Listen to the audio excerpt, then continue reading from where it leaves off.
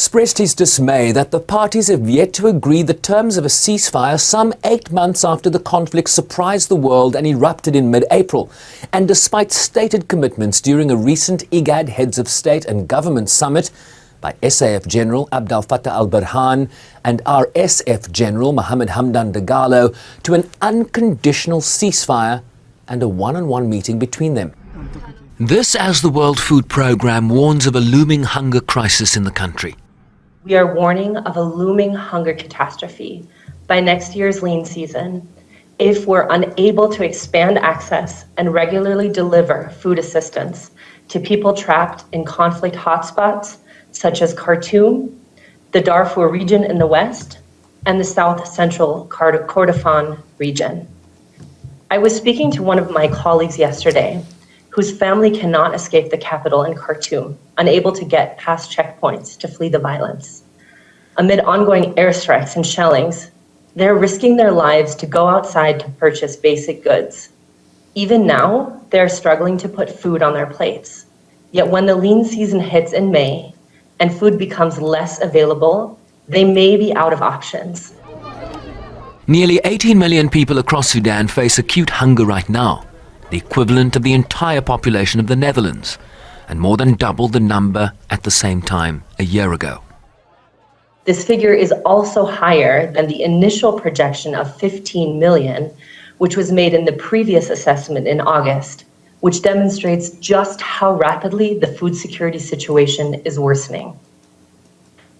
Close to 5 million people are in emergency levels of food insecurity, which is 4 out of 5 on that scale. And of those 5 million people, 3/4 of them are cornered in areas where humanitarian access has been intermittent and in some areas nearly impossible due to ongoing fighting. Since the start of the conflict, WFP has provided life-saving assistance to over 5 million people, preventing an even worse deterioration of food security, especially in eastern and northern Sudan. The United Nations in November warned that the horrific levels of violence show signs of atrocity crimes being committed, a view affirmed by US Secretary of State Antony Blinken earlier this month.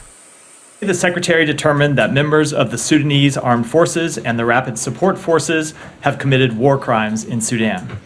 The Secretary also determined that members of the RSF and its allied militias have committed crimes against humanity as part of a widespread and systematic attack directed against Darfur's civilian population. Members of the RSF and allied militias have also committed ethnic cleansing.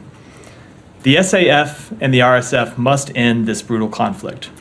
The warring parties must comply with their obligations under international humanitarian law and international human rights law, and we call on them to protect civilians, hold accountable those responsible for atrocities and other abuses, allow unhindered humanitarian access, and negotiate an end to this conflict.